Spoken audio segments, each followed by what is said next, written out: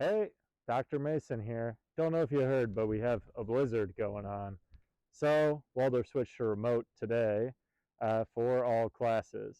I want to reach out with a couple of quick piece of advice for our assignment next week before you get out and enjoy kind of the beauty that is North Iowa in January. All right, so when we talk about the greatest, I want you to be making an argument thinking about scope and scale like we talked about the other day. If you remember, we talked about scope being kind of how we narrow things down by type, and scale being more about time parameters. So if we talk about Muhammad Ali, who we see here as the greatest boxer of all time, that's a really difficult kind of claim to make. Now, people have made that argument effectively in the past, but not kind of the easiest thing to do. If you were to narrow the scope and talk about Muhammad Ali as the greatest boxer of the late 20th century, that might be a little bit easier. And you've narrowed the scale. If you want to talk about him as even the greatest heavyweight boxer of all time, that would narrow it by scope and maybe make things a little bit easier to make. And as we get ready to do this, the main thing to keep in mind with your assignment is that we're going to be using what's called Calder's signature pedagogy for survey level history courses to underwrite what we've got going on in this course. And now, Calder's signature pedagogy is just kind of a set of tools that can help us see the past more completely. So, Calder's signature pedagogy, I often think about as the old story is the six blind men and the elephant. So, we think about there's these six blind men, and they're feeling their way down the street with a stick. And they come across this elephant, but none of them can see the whole picture. And they each start to use their other senses, and their sense of touch in particular, to assess this elephant. And as they go, one grabs the trunk and he thinks about, oh man, I found this big snake.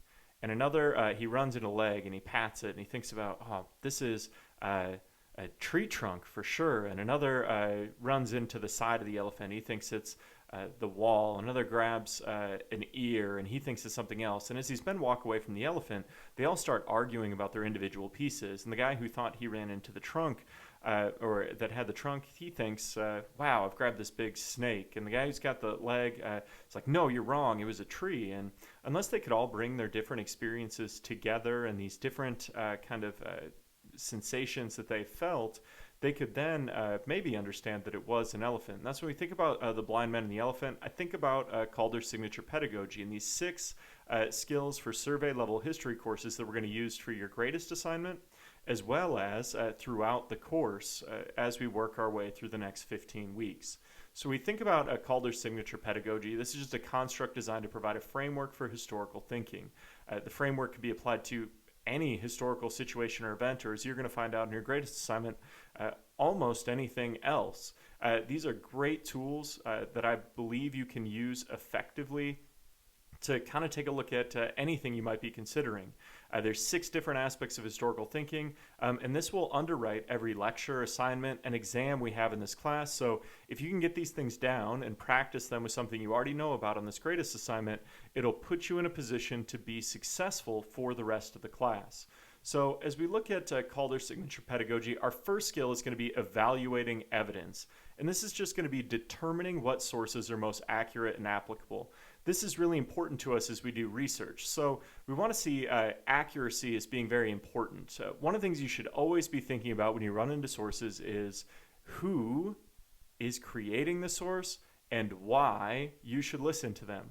One of our big problems in society today is we have a lot of different megaphones being held up to different people with all sorts of different interests that are going to maybe distort and create inaccurate information. So, in this class, and maybe in life generally, I want you to start thinking about when you run into a source, why is it accurate? Who wrote it? What are their credentials and why you should listen to them? This is a classic example I always talk about in relationship to maybe you're familiar with like Waldorf football. I like to go to the Waldorf football games. I think I know something about football. I'm really good at Madden. But if I'm giving you opinions on what I think about the Waldorf football game, it's probably not as accurate as Coach Choppa's thoughts as the head coach of the football team, who that's his job to think about. In the same way that I might have opinions that are interesting about things related to other aspects of your life. I could go to your musical performance, I could go to a theater production, and I could tell you what I think about them, but it's not really any kind of expert opinion. Now, if you want to talk about Iowa history or the environmental history of the American Midwest, I'm certainly an expert. I have the credentials to prove that. I have all sorts of publications, I've won all sorts of awards, and those are kind of things maybe you should listen to me about. That's not to say people's opinions aren't valid. But when you're conducting research, especially in an academic setting, you should be thinking about who wrote it and why you should listen to them. I think this can also just be positive for your mental health if you start thinking about this when you run into other stuff. I know I spend lots of time and energy maybe getting caught up in my head thinking about stuff people say, particularly on the internet and social media, where you're like, ah, man, I can't believe, and I get all worked up about people saying stuff. And if I could just kind of go, well, why do I care what that person has to say about that specific thing? Maybe I would do a lot better. So one of the things we're going to do in this class is also use 4 factors of evaluating evidence. So we're going to break these down into 4 categories: political factors, economic factors, social factors, and cultural factors. Although a lot of the time we're going to talk about social and cultural factors together.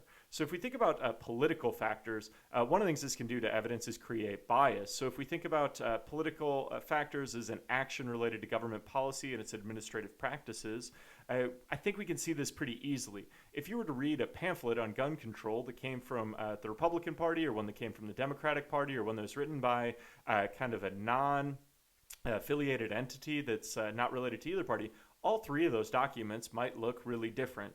I think most of you have grown up at a very politically charged moment. So a lot of times seeing political bias is really easy, especially in other people. One of the things we got to be careful of is our own bias, where maybe what we think about the world around us, especially as it relates politically or to some of our deeply held values and positions, can create sometimes bias that we want to be careful for. We'll talk about that a little bit more in a minute. Economic factors or business and financial activity are another way we're going to look at evidence. When we think about how maybe economic factors influence bias in evaluating evidence, one of the things I want us to think about is if somebody's trying to sell you something, they're maybe going to give you a different set of information than if they were just trying to get to the truth of things. And so that's one of the reasons we want to look at economic factors. Social and cultural factors, social factors being how people organize their relationships in groups. Cultural factors, the established beliefs, values, traditions, laws, and languages, are going to be things that are closely related. And I think you can understand this maybe from your own life. If you think about your social groups, people that you share the same beliefs with, you're much more likely to find yourself in social groups with. People that share your values, or people that you can speak to at the most basic level. If you speak a common language, it makes it much easier to relate than if you're trying to use, let's say, some kind of rudimentary sign language to communicate. How this influences how we organize into groups, I think we can see really easily. Maybe you're stuck on campus, and I want you to think about the last meal you went to eat in the cafeteria. If you were doing that, I'm wondering who you ate with. And a lot of times, this can be organized around our social factors. I know whenever I go to the cafeteria at Waldorf, I'll walk in there and I will see groups organized socially around things they share in common. It seems a lot of times that I'll see the football players eating with football players. I'll see the theater students eating with the theater students. And sometimes I'll see like people that are organizing around established beliefs and values, things like maybe some people that are involved in campus ministry all eating together. Maybe that's one way to think about how social cultural factors influence our composition of groups and some of those other things. How that comes into evaluating evidence has a lot to do with what our beliefs, values, traditions will a lot of times influence how we see different evidence. If you have a certain set of beliefs or certain things that you believe to be true, that might influence the evidence and how you interpret it. So you want to also just be making sure you're aware of that. It doesn't mean that you need to take out your culture and social values. It means that you should be looking at things and trying to develop this unbiased kind of assessment of things. One of the things Aristotle said, to paraphrase thousands of years ago, was that the mark of an enlightened mind is to be able to encounter new ideas and not necessarily take them as your own. And that's one of the things that we're going to want to do in this class is understand other people's perspectives, but maintain who we are, and maybe come to better understandings of the truth. So as we move on from evaluating evidence, we want to think about how this builds credibility. One of the things that you can do, a lot of times students are tempted in my classes to write, in my opinion. Please don't do that. Once you do research and you're putting things together, I want you to be kind of thinking about it as you're constructing analysis. A lot of times people hide behind the in my opinion. And when you look at this in this class, I want you to consider how if you bring in high quality evidence, it can build your credibility. If you can sift out your own bias, people are going to trust you more. One of the ways that I think about this is that you go into any situation and people understand when you're being fake. This is what I think about Instagram people. You know, you can go and you look at somebody's perfect life on Instagram, and you look through it and you see, oh man, this person's got all of these things going perfectly. And if you went and you followed that person around on the day-to-day, you'd probably see that their life is very different than the one that they're presenting online. And so we know that we want credibility. We want truth in what we're talking about, and people will trust you more if you're being more honest. In this class, I want you to look at different types of evidence to build your credibility, and then also be trying to source it from people with expertise. So as you go into your greatest argument, I want you to be thinking about two types of evidence that are in the instructions: quantitative and qualitative. So with quantitative evidence, these are numbers. And if we see on the screen, we got 3 different basketball players there. Maybe that's what you're going to write about how Michael Jordan's the greatest basketball player of all time. And maybe somebody else is going to write about LeBron, and somebody else is going to write about Kobe Bryant. And so immediately, if you're making the Michael Jordan argument, you're going to bring in some quantitative evidence. 6 NBA titles. And LeBron's gone to the finals a lot of times. He sure hasn't won 6, so not quite there. Maybe that's the piece of evidence you're going to bring in, though. You're going to bring in a different piece of quantitative evidence. You're going to say, LeBron has scored more points than anyone in the history of the NBA. And if you're making the Kobe Bryant argument, you're probably just sitting in the corner going like, well, you know, he was maybe the best player on 2 championship teams, which is going to make your argument a little bit tougher to make. As you go in and you start talking about qualitative evidence or evidence of quality, this is a lot of times going to bring in other expert opinions. One of the things you could do is take a look at, if you're again thinking about this basketball debate, maybe you'd look at that Kobe Bryant said he just patterned his game after Michael Jordan, and a copy is never good as the original. Maybe if you're making a LeBron James argument, you'd have a really hard time with a piece of qualitative evidence that LeBron James said in the press that he thought Michael Jordan was the greatest of all time. Those are things that you'd have to overcome if you were making those other arguments.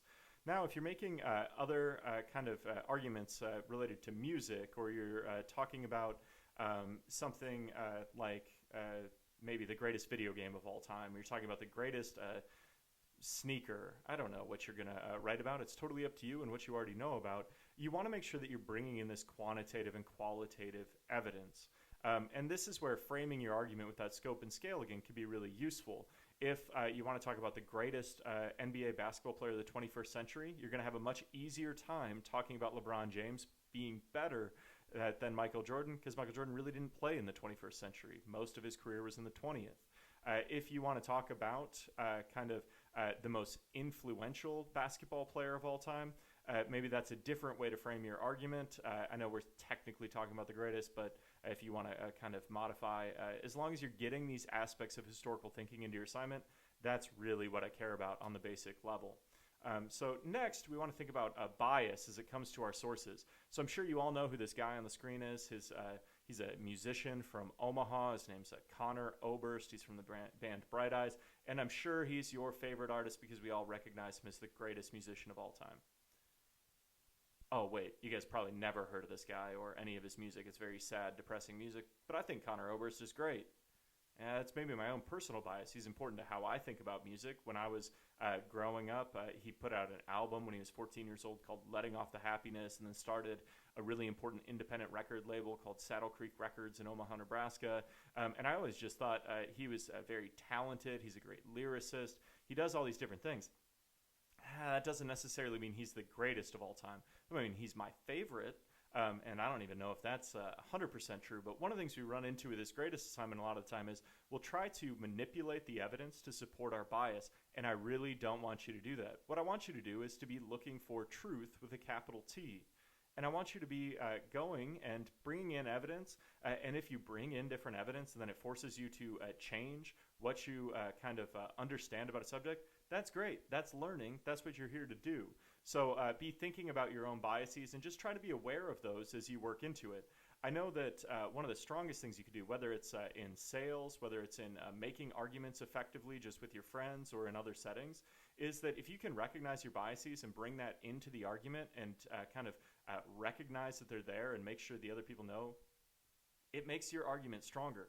It also allows you, by seeing bias, to understand maybe where some of the flaws you have are or things that you need to counteract against. So if you go, well, I know I'm being biased about Conor Oberst, he's my favorite, that might allow you to make a different argument about the greatest of all time. So as we go through this, next, we want to talk about historical agency. I'm sorry this looks goofy on the slide. Our definition is the ability of a single individual or group to shape outcomes of a specific situation. And agency is really important. This is how people matter in history. I think we all know from our personal experiences that decisions that we make have consequences. Now, what I want you to do is think for a minute about what's a terrible decision you made and what were the consequences. As we're in this digital format, we're obviously not going to share, but I think you have a good handle on how you maybe made a poor decision and you had to live with the things that happened out of that. I think historically we're going to see this a lot throughout the class. When you're making greatest arguments, a lot of times you're going to be talking about people in a biographical sense, which makes it a little bit more difficult because agency is kind of a no-brainer. You're already talking about a person. But maybe you're talking about the greatest rock group of all time, and you want to write about, I don't know, like AC/DC, or maybe you're going to write about Slipknot because you're a shameless Iowa homer and you haven't taken my advice about bias. When you think about agency, I want you to consider how people's actions change the situation. The biggest thing that you can keep track of here is how the situation would have been different had that person not been there. So we have some different challenges with agency. First, what's called great man theory. This is where people get built into legends. One of the things we want to do in this class is we're going to talk about a lot of different historical figures with really big legendary reputations. So we want to make sure that when we consider these people, that we try to give them the common dignity of being a human being.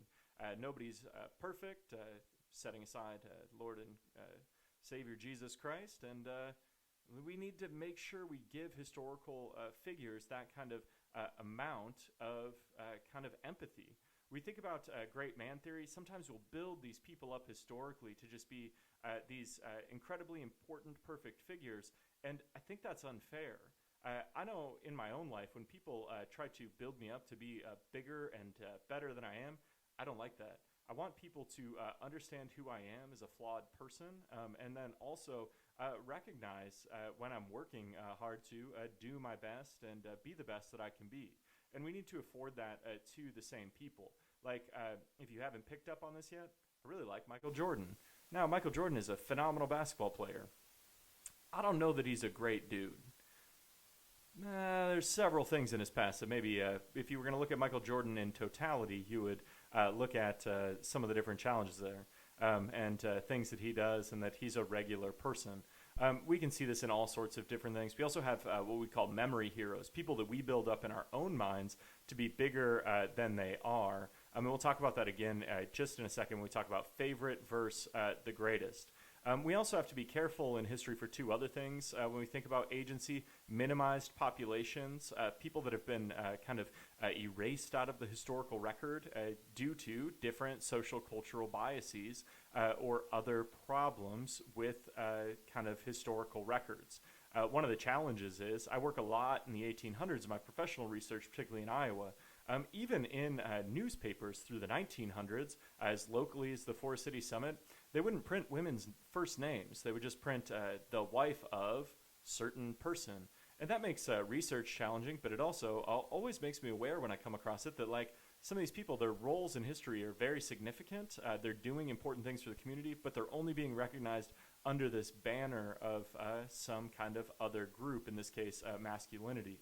Villainization is also something we want to be careful about, knowing that everybody loves a good story, and that sometimes stories are better when we have heroes and villains. Make sure we're paying attention to who might be being villainized and why.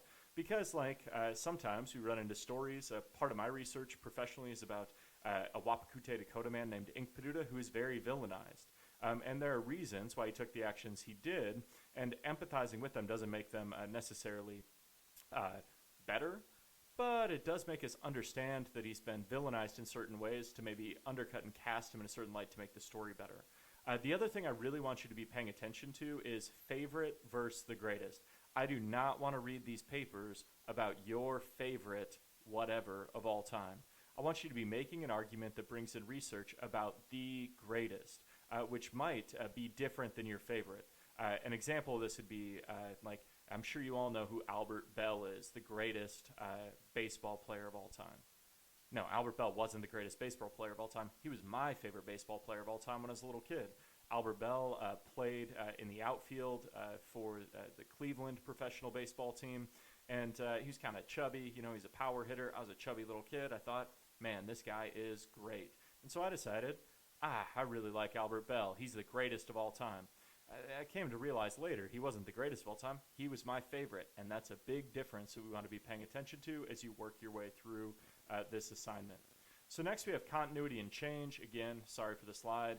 I'm taking these PowerPoint slides, Google Slides, and it's just a nightmare. Continuity and change, though, as we look at it in this class, is how institutions, ideas, and problems evolve over time. And when we do this in this class, we want to talk about objectivity, how objectivity is going to be taking out any bias to understand the facts as they are. What's different, what stays the same over the course of a historical situation.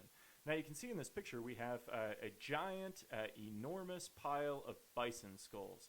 And buffalo, once incredibly numerous in the tens of millions on the Great Plains of North America, were systematically destroyed during the onset of the frontier and the kind of Americanization of the era. And as the bison were destroyed, people feel lots of different ways about that. You can talk about it. Is continuity and change an objective way? Because before there were over 50 million bison, and today there's under 1 million. That's a change that we can see clearly with the facts as they are. We talk about continuity and change. I just want you to think about examples that sometimes get emotionally charged. We've really seen this in our political system over the last few years, where initially, when Donald Trump was elected president, a lot of people, I remember seeing on the internet, were putting up hashtag not my president. If you're an American citizen, Donald Trump was your president. Then, when he lost to Joe Biden in the most recent election, he was not the president. No matter what you feel about that, that's the reality of the situation. So when we look at continuities and changes, we want to, again, be sifting out this bias and just looking at the things that we can know to be true or untrue. So when we look at continuities and changes, we want to make sure we understand what stayed the same and what's different as we go through. Then we're going to get to progress and decline. So with progress and decline, we're going to look at positive and negative outcomes of historical continuities or changes. That's one of the reasons why we have to be objective when we talk about continuities and changes. So if we have an objective continuity or change, if we continue with our example of the bison, we can think about buffalo were continuously occupying the Great Plains for thousands of years and still are. I mean, they're relatively captive herds, but we have a continuity there. That's probably positive in that we still have this species, biological diversity, but maybe it's negative because buffalo continue to attack people that get too close to them. They have a hard time cohabiting with humans, especially that want to take selfies for their social media pages. If we think about the change, the destruction of the buffalo on the Great Plains, this is going to be positive because it's going to open up lands for Americans. So we have one of our groups here that maybe you identified with historical agents. American settlers coming to the frontier hoping to build farms. In order to do that, they need open lands. They are in direct competition with bison, so it's positive for them that we have this kind of change that we're going to see bison populations decline. It's negative, particularly for indigenous or native peoples on the Great Plains, because their lives are based around bison herds. They use bison for not only an important source of food and protein, but also as a kind of spiritual symbol, also as a source. Bones are used for all sorts of different tools. Hides are going to be used for clothing. And so the decline of the bison is going to be very negative for native peoples. This is where I think we can always consider this in terms of sports. So recently, the Waldorf basketball team, the men's basketball team, went on the road over to Viterbo to open the conference season with a win. As they got that win, we look at that as progress. It's great. You know, we start the conference season undefeated. It's good for Waldorf.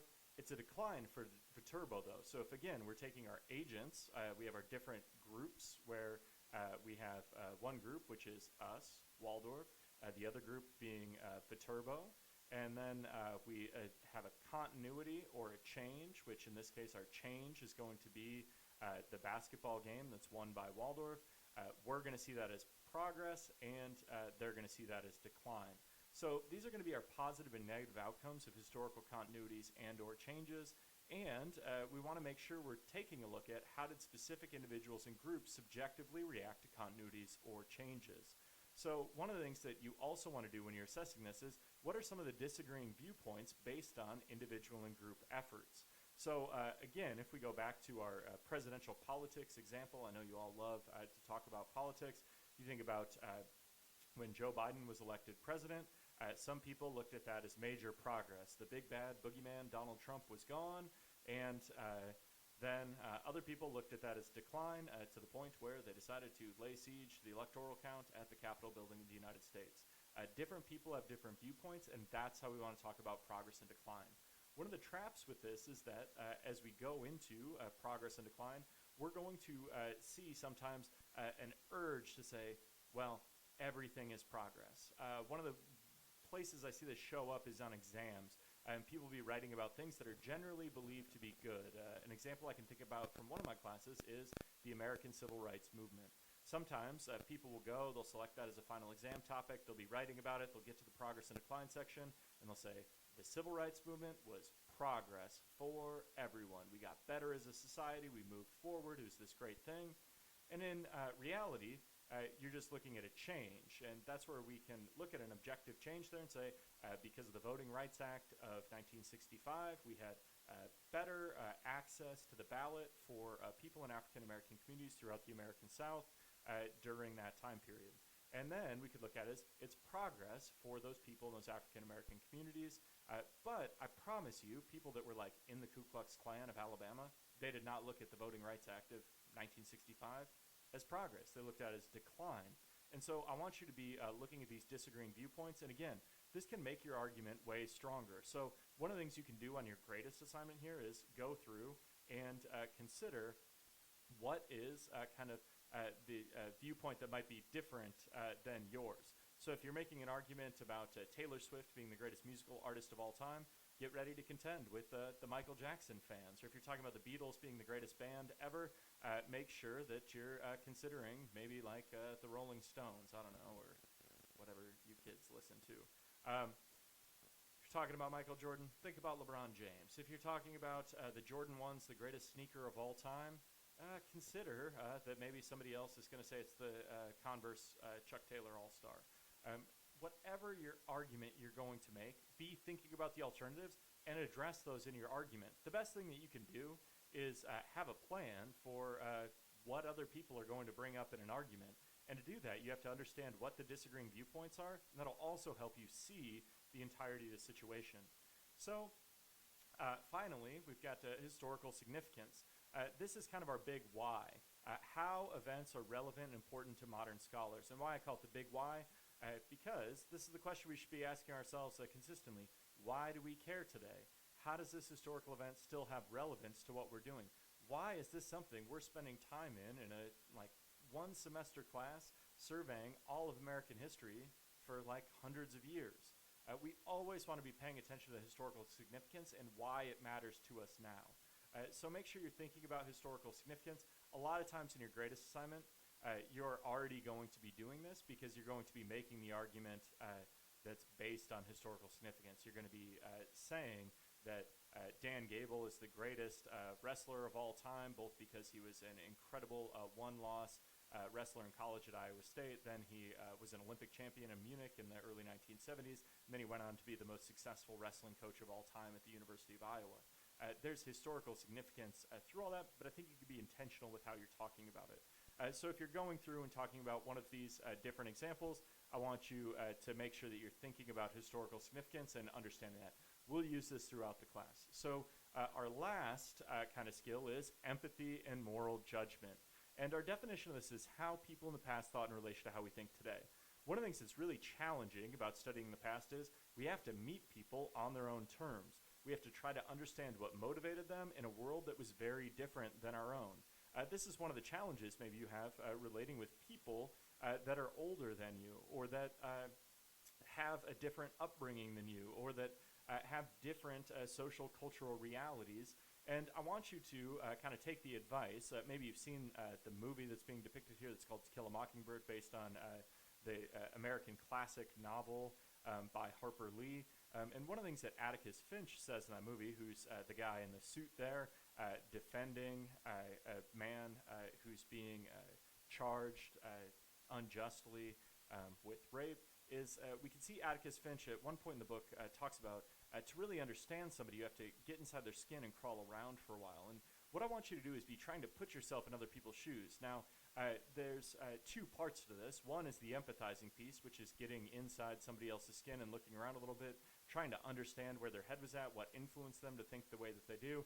The other is moral judgment, because we still have to have standards. You know, I don't want you getting too into Hitler's skin and come in and going like, well, you know, we really got to understand like why Hitler, you know, he had a tough childhood. That gives him the right to liquidate 6 million Jews. No, that's definitely not something we want to be empathizing with too much. We still got to pass moral judgments and understand that there are rights and wrongs based on our cultural values, and that there are right and wrong things to be understanding when it comes to moral judgment. One of the ways that I think about empathy and moral judgment is the closer you kind of get to somebody and the more you understand about them, sometimes the better you're able to empathize with them. I know the more I get to know each of you as students, the more I kind of empathize with what you have going on. But at the end of the day, I still have to have judgment or assessment where I see how you're doing in the class and meeting the standards of what's already established. I think we see this in our day-to-day lives too, where a lot of times, as we start to get to know people, we empathize with them better. When people make bad decisions, we'll understand why. And when we make bad decisions, we are very good at kind of understanding why others should empathize with us. You know, if you do something, you'll justify it by going like, well, you know, I have this problem, or this happened, or there's this other thing going on. And a lot of times that is trying to get other people to empathize with us. But also, the more we get to know people, sometimes the more likely we are to pass moral judgment. We go, well, that's just how that person is. They've made all these mistakes before. They keep making the same mistakes. And that's one of the challenges with the closer we get from an empathy standpoint. Sometimes we got to be really careful with our moral judgments. I think we should always be careful with that stuff. As you go through and you're finishing this out, we want to make sure that we're applying this Calder signature pedagogy for survey level history courses to the arguments we're making related to the greatest. So as you go through and you're thinking about, make sure you're evaluating evidence, bringing that quantitative and qualitative research, make sure that you're thinking about your historical agents and the different groups of people, think about your continuities and changes, and how your different historical agents view them as progress and decline. Make sure we're taking care of historical significance and empathy and moral judgment. Make sure if you have questions, you're reaching out as you work through this. Like maybe looking at this, you go like, I don't understand why Santa Claus would be riding a buffalo. Me either, but I really like this photo. It's taken in my hometown of Pella, Iowa, sometime in the 1950s, and I've always wondered why Santa Claus would be kind of riding a buffalo, which may be a stupid question, but one of the things I want to reiterate to you is there are no stupid questions. You're learning how to do this. You're learning what my expectations are for you. And as you kind of work through this and put together your argument of 1,000 words for the greatest assignment that's due next week, make sure that you're reaching out with questions via email, and I will help you the best I can. Make sure you are using those historical thinking skills, and then once you finish your assignment, we'll get that turned in. All right, once you've got your assignment done, make sure you submit it and then go and enjoy the North Iowa winter.